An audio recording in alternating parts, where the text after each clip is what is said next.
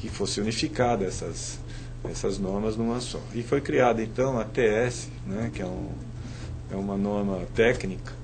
Isso faz com que dentro da organização ISO ela corresse mais rapidamente.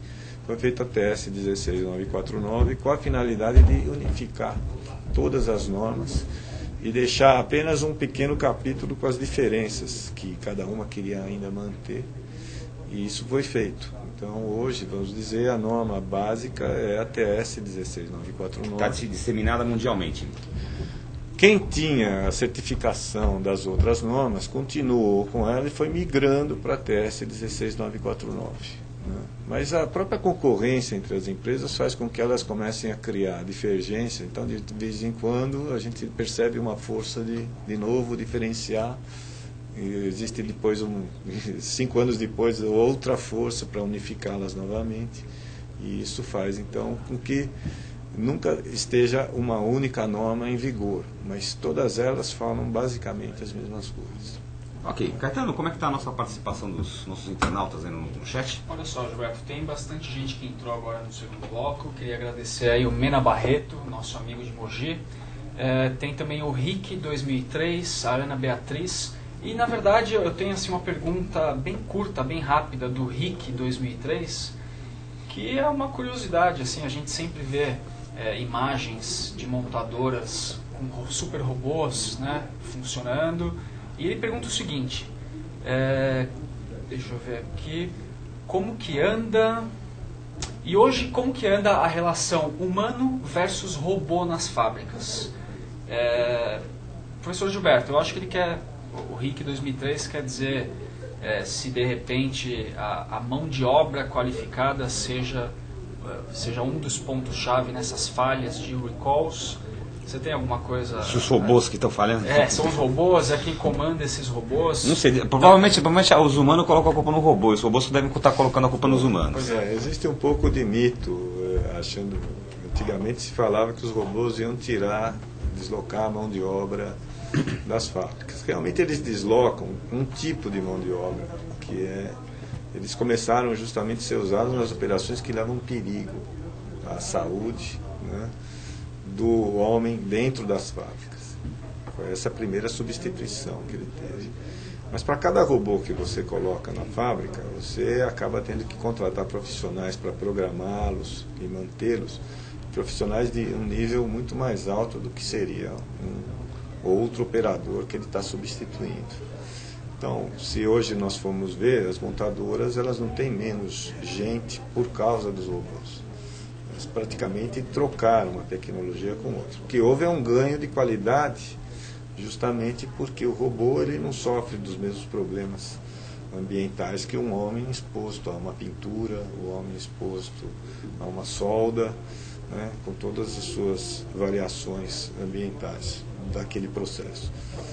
Então, a proporção eu acredito que não tenha mudado muito. Fora que o robô não briga de manhã com a mulher, não tem problema com as Mas ele briga com a energia elétrica, e ele em si também é uma fonte de insegurança de alguém que não saiba operá-lo ou não saiba estar num ambiente onde os robôs estão. Se vocês repararem quando visitarem montadoras, os robôs estão sempre numa ala isolada, cercada, porque eles fazem movimentos bruscos e rápidos, e naquele espaço você não pode estar. Ele derruba você, né, atinge você, e é muito comum, se não tem essa proteção, as pessoas se acidentarem vendo um robô trabalhar ou coisa que o valha. Mas em si os robôs eles são máquinas, e essas máquinas ainda prescindem do homem para trabalhar. Então não há grande, na minha opinião, impacto em termos de sair ou deixar de existir gente por causa disso.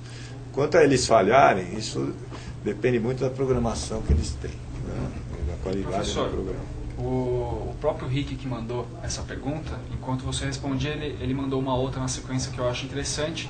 Ele diz o seguinte: como o professor Gilberto vê o mercado automobilístico daqui 50 anos? 50 anos. Bem, olha, se eu soubesse. Como eu vejo que a necessidade de ser transportado só tende a aumentar. Tem sido isso desde os tempos da antiguidade. Eu não sei, daqui a 50 anos provavelmente teremos automóveis ainda, mas acredito eu que não tenham tanta ligação com o que hoje é o automóvel. Nós devemos, nesse período, acredito que tenhamos descoberto uma forma de guardar a energia, que esse é o grande problema hoje, né? Produzir um carro que não polua e que não dê grandes problemas ambientais, nosso grande problema é guardar essa energia. Hoje a gente guarda sob a forma química, que é o combustível, tenta guardar sob a forma de energia elétrica sob forma química, que são as baterias, mas elas não conseguem ainda ter o desempenho que se deseja, tanto em termos de autonomia do veículo, quanto em durabilidade. Por isso que a tecnologia não foi substituída completamente ainda. Eu vejo daqui a 50 anos que teremos muitos automóveis, provavelmente muito transporte coletivo, tá? Que são investimentos de longo prazo, mas 50 anos é um prazo longo. Mas eu acho que o veículo individual ainda vai existir. Esse é quase que uma necessidade humana de liberdade, né?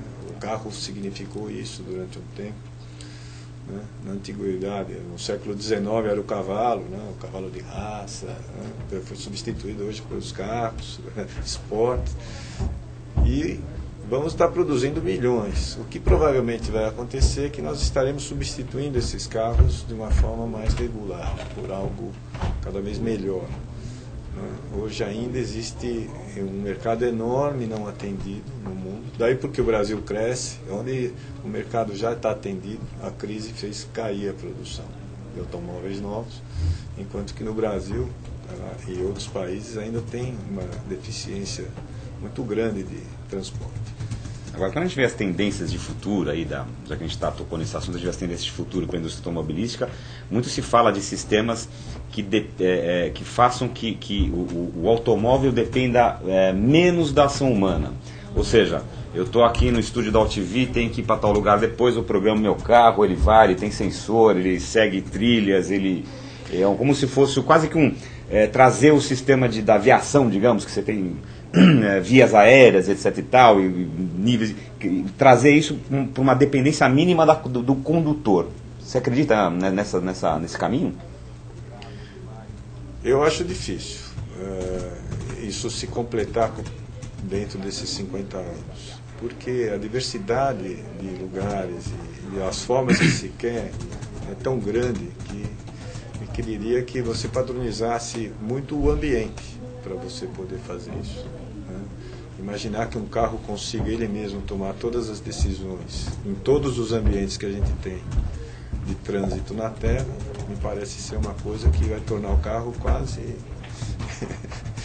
que uma máquina incontrolável, ou então caríssima, a ponto de não se conseguir produzir isso de forma econômica. Mas parece mesmo que a grande tendência para os próximos anos, 5, 10 anos, trazendo isso para um horizonte mais próximo, é a questão do combustível, né? A questão da substituição do combustível fóssil, do petróleo, por outras fontes alternativas que sejam tão viáveis quanto o petróleo. Acho que essa é a grande fronteira da indústria automobilística. Eu diria que é o grande esforço da própria indústria para sobreviver de uma forma saudável.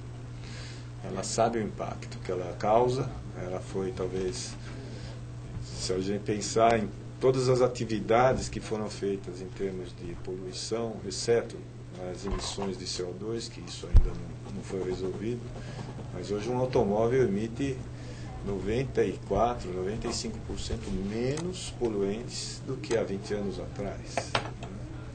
Acho que nenhuma indústria conseguiu isso teve o mesmo impacto, nenhum outro ramo poluidor teve o mesmo progresso que os automóveis tiveram nessa área. Nós agora temos o problema do CO2, que não é uma poluição praticamente, eu não sei quando a quantidade dele é muito grande. Nós quando respiramos, produzimos CO2. Né? O que nós temos é que diminuir a quantidade, né, da necessidade do CO2 existir para que a gente consiga mover os automóveis. E aí é que entra, então, esse grande esforço na substituição do combustível. Muito bem.